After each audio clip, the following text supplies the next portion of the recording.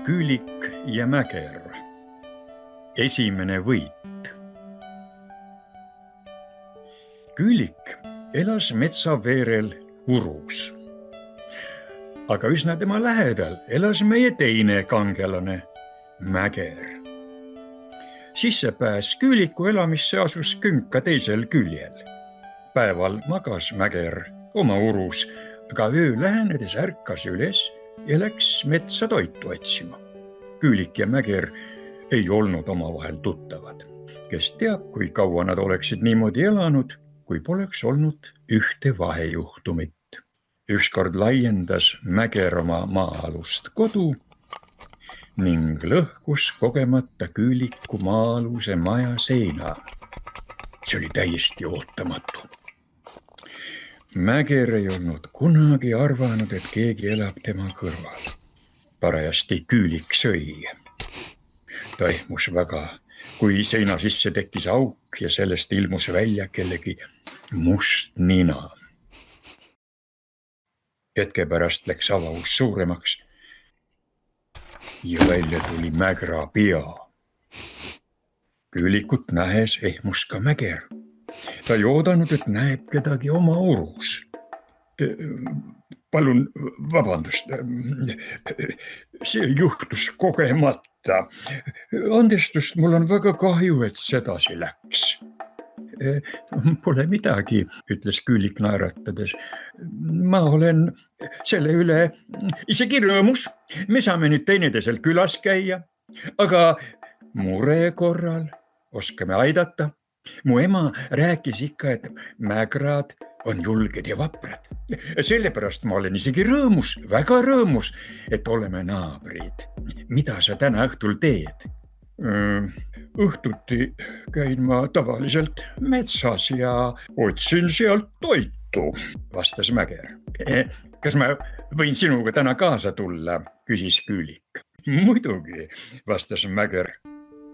Nii nad tuttavaks saidki. Mägra urg oli suur ning selles oli palju ristuvaid käike ja õhuauke. Kui urust otse ilma kuhugi pööramata edasi minna, võis jõud pool jõgeni, mis jagas metsa kaheks. Ühel pool jõge oli lehtmets. Seal kasvasid kased, haavad, tammed ja vahtrad. Sellel kaldal elasidki Mäger ja Küülik. Teisel kaldal oli okaspuu mets kuuskede ja mändidega ning seal kasvas palju seeni ja marju. Teisele kaldale pääses üle silla vana tamme tüve, mis oli ammustel aegadel tugeva tuulega murdunud. Jõgi oli selles kohas sügav ja kiire ning silda kasutasid kõik metsaasukad. Õhtul, kui päike loojus, läks Mäger metsa toitu otsima ja kutsus Küüliku endaga kaasa. Sõbrad kõndisid metsaserva ja sammusid silla poole. Päike oli juba silmapiiri taga ja hämarus muutus tihedamaks. Küülikule ei meeldinud nii hilja metsas jalutada. Üldse läks ta kodust välja ainult siis, kui vaja oli. Aga nüüd, kui ta kõrval oli Mäger, tundis ta end kindlalt. Silla lähedal kasvasid vaarikapõõsad. Nendes põõsastes nägi Küülik mõnikord karu, kes tuli maiustama maitsvate ja kasulike marjadega. Tema elas teisel pool jõge. Kui sõbrad põõsastest möödusid, rääkis Küülik Mägrale karust ja ütles, et tema ei karda pämpa jalga. Karu on mu vana sõber, vastas Mäger. Teda ei olegi vaja karta. Metsas on teisi loomi, kellega on parem mitte kohtuda. Küülik tahtis Mägrale öelda, et ta jookseb kiiresti ja ei karda karu selle pärast, aga ei jõudnud, sest teerajale, mida mööda sõbrad läksid, ilmus ootamatult rebane. Küülik tahtis kõrvale hüpata ja jooksu pista, kuid tal hakkas oma hirmu pärast häbi. Seepärast tõmbas ta ainult pea õlgade vahele ja tardus. Mäger tervitas rebast. Seejärel pöördus ta Küüliku poole ja ütles talle kõva häälega. Kuule, millal karu meid külla ootaski? Küülik sai kohe aru, miks Mäger talle karust rääkima hakkas ja hüüdis. Mis, kas sul on meelest läinud? Me jääme hiljaks, peame kiirustama. Karule ei meeldi, kui me jälle hiljaks jääme. Rebane tegi näo, et sõprade jutt teda üldse ei huvita ja läks minema. Ma päris ehmatasin, ütles Küülik. No ja, seda oli näha, naeratas Mäger. Rebane on üks neid metsaelanikke, kellega minulgi on ebameeldiv kohtuda. Miks? Päris Küülik. Kunagi jutustan, lubas Mäger. Eemalt paistis sild. Äsja oli sadanud, seepärast oli sild libe. Ettevaatlikult hoiatas Mäger ja sõbrad läksid tõttamata, et mitte libiseda teisele kaldale.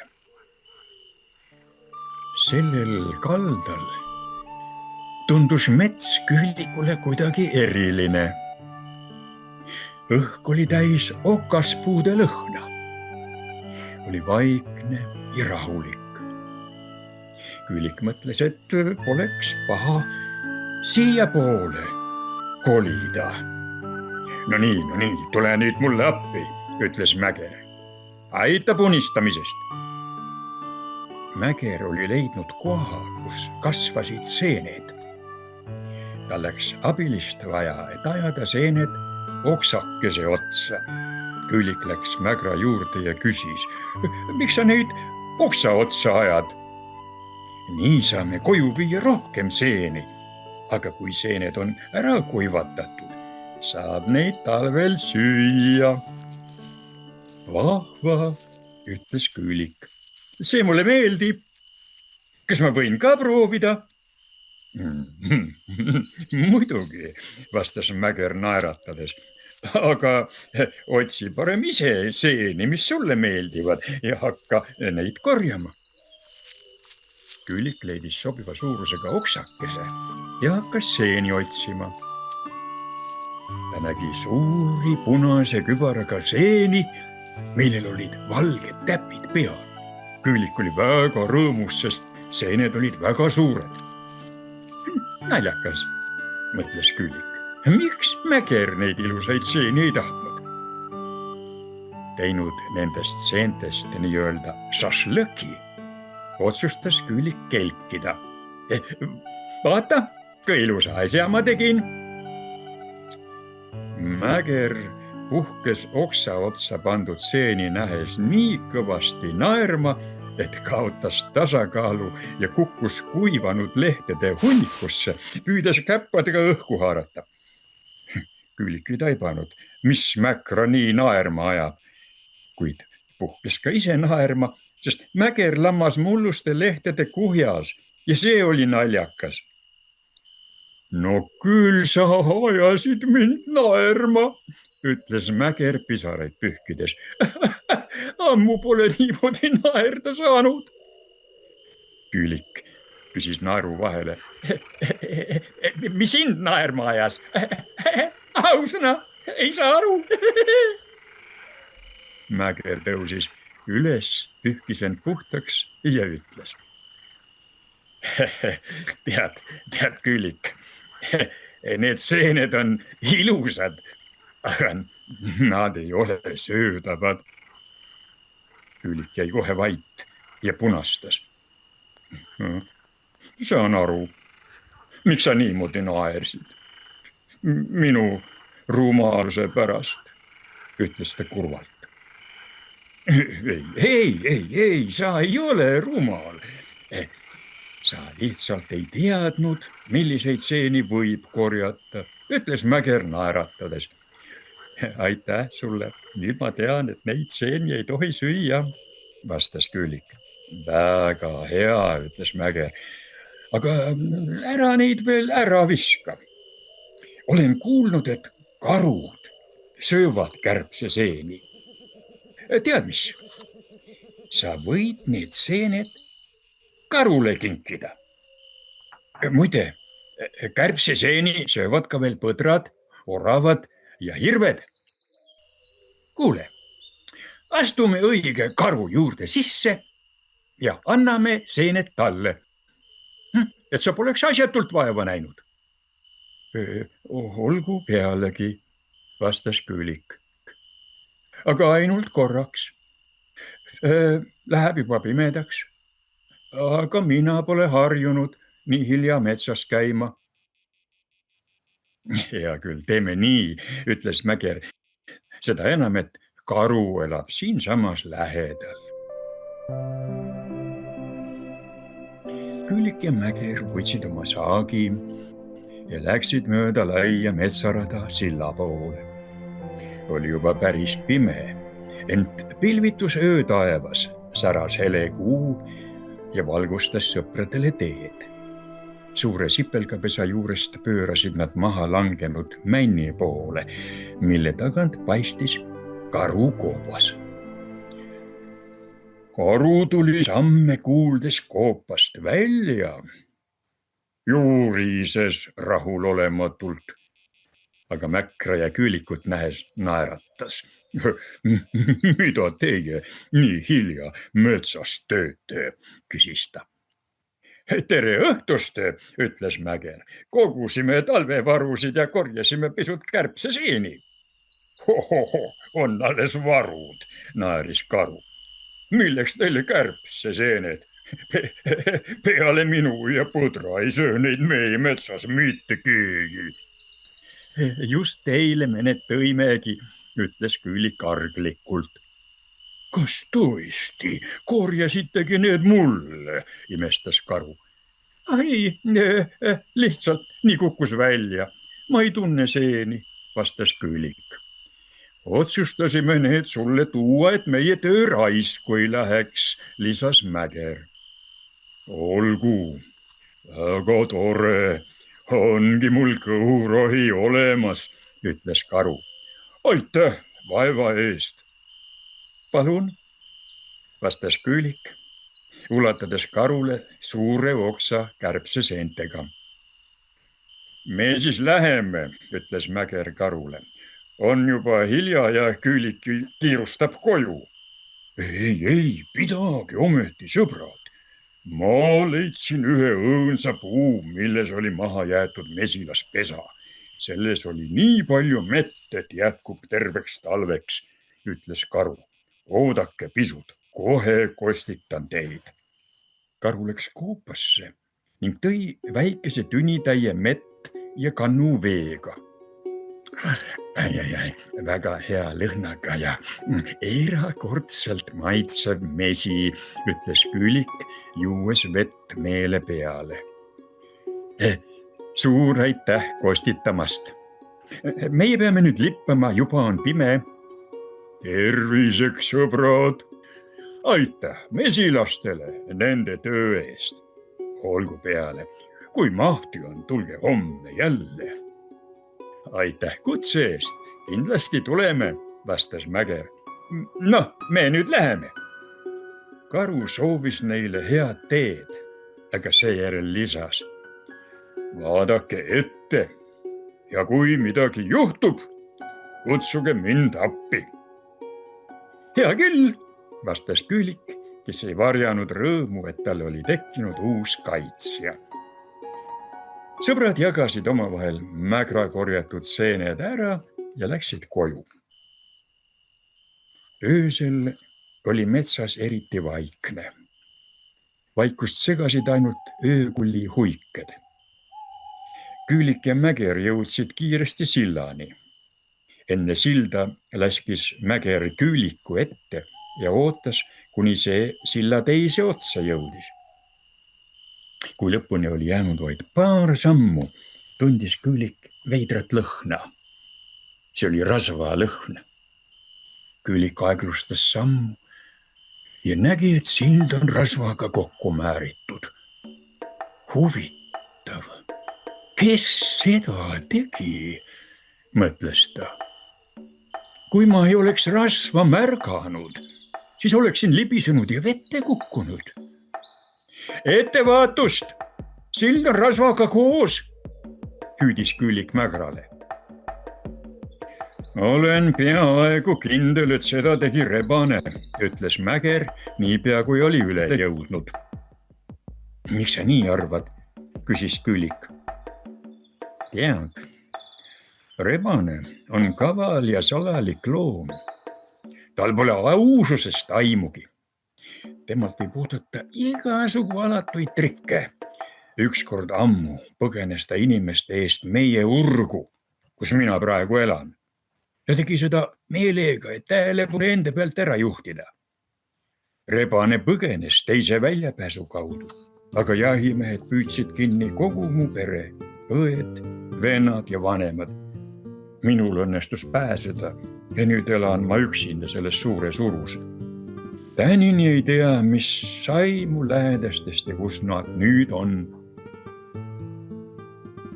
Nüüd ma saan aru, miks sa seda rebast kohata ei taha, ütles Külik. Aga te ju tervitasite teineteist. Mis pärast?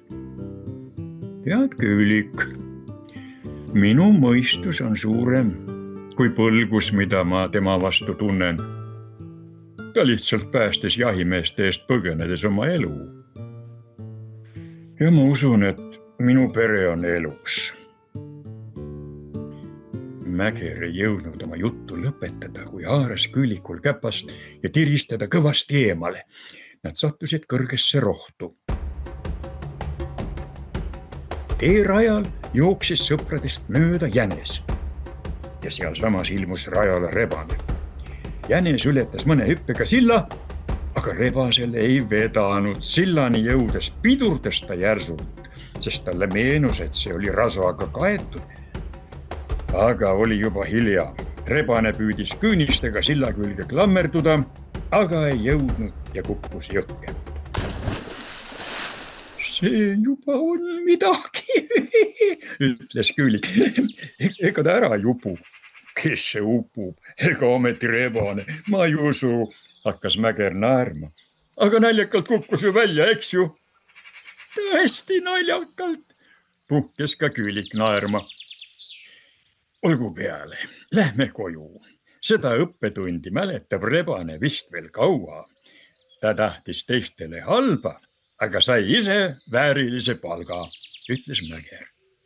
Sõbrad jõudsid kiiresti Mägra majani, ladusid kogutud seened keldrisse, läksid kumbki oma koju ja heitsid magama. Hommikul vara, kohe päikese tõusu ajal väljus Külik oma urust. Tal oli janu ja ta läks jõe äärde. Vesi jões oli puhas ja paljud loomad metsas jõid seda. Külik teadis, et kuskil suubub jõgi järve, aga ta ei olnud seda kunagi näinud. Ise ta pelgas järve otsima minna. Ta jooksis kähku jõeni, laskus kaldale, jõi ja pesi ennast. Jõe teisel kaldal märkas Külik rebast, kes istus vee ääres ja püüdis käpaga kala. Oli näha, et see ei olnud tal esimene kord niimoodi toitu hankida. Pärast paari asjatut katset õnnestus rebasel kala kätte saada. Surudes püütud kala hammaste vahele, vaatas rebane korraga Küliku suunas. Nende pilgud kohtusid. Olgugi, et neid lahutas jõgi, hakkasid Külikul hirmust käpad värisema. Tere hommikust, hüüdis Külik. Rebane ei vastanud, vaid pööras Külikule selja ja hakkas püütud kala sööma. Head isu! Rebane vaikis endiselt. Nägemiseni, ütles Külik tasa. Ta oli otsustanud lahkuda. Tehes näo, et kiiret pole, läks Külik aeglaselt metsaraja poole, mis viis koju. Niipea, kui ta jõudis põõsasteni, mis teda rebase eest varjasid, pistis ta täiest jõust kodu poole jooksu. Kui Külik oma uruni jõudis, tegi ta peatuse, et hinge tagasi tõmmata. Miks see nii on, mõtles ta. Kogu aeg on vaja kellegi eest põgeneda. Talle tuli meelde, mida oli rääkinud ema.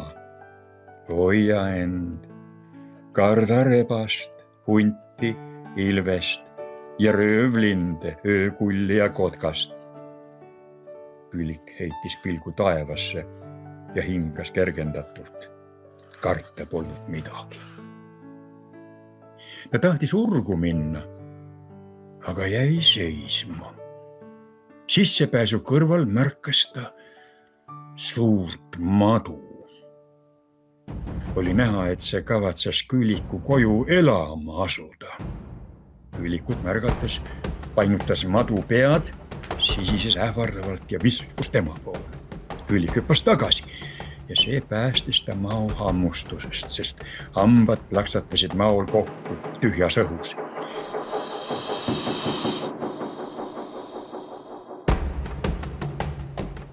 Külik otsustas ise madu rünnata. Ta haaras maol sabast ja tõmbas nii, et madu lendas suust kaugemale. Madu viskus jälle Küliku poole. Ta hüppas eemale, ei lasknud maol end koguda ja kordas uuesti sama võtet, heitis mao kodu sissepääsust veelgi kaugemale. Küliku vastupanu tuli mao jaoks ootamatult ja ta otsustas Küliku rahule jätta. Vingerdades roomas ta kiiresti minema. Mäger oli Küliku ja mao võitluse ajal kodus.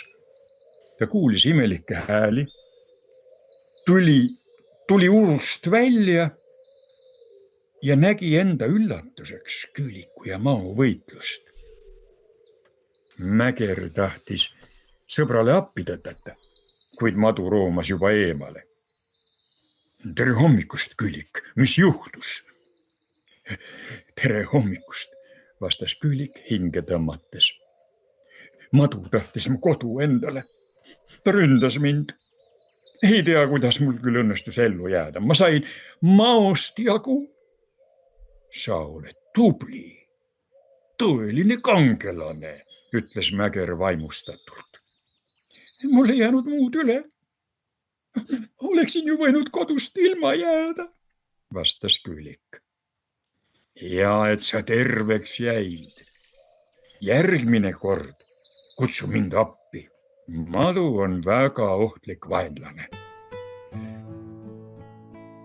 Sõbrad veetsid koos terve päeva, jutustades teineteisele lõbusaid lugusid sellest, mis nendega oli juhtunud. Enne lahkumist ütles Mäger, et kavatseb varsti minna linna, kus elavad inimesed. Tahan proovida oma pere üles otsida. See oleks tore, toetas Külik Mägra mõtet. Kahju, et ma sinuga kaasa ei saa tulla. Pole midagi, küll ma hakkama saan, vastas Mäger. Tahan seda teha veel enne talve, siis ma vajun talveunne. Huvitav. Kas sa tõesti magad kogu talve? Magan ja näen suvest und, naeris Mäger. Aga mina talvel ei maga. Ma imetlen talvel looduse ilu, kiitles Külik. Ma tean, et talv on ilus. Mõnikord tõusen talvel üles ja lähen kodust välja. Tead, mida ma siis näen? No mida? Puid, mis on lumega kaetud. See on väga ilus. Väga ilus, oli Külik nõus. Kahju ainult, et talvel on raske toitu leida.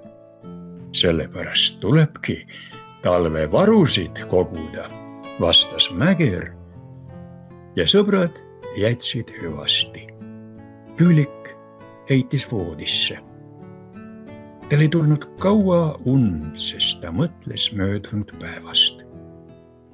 Ta oli teada saanud palju uut ja kohtunud uute sõpradega. Aga mis kõige tähtsam, ta oli saanud jagu oma hirmust.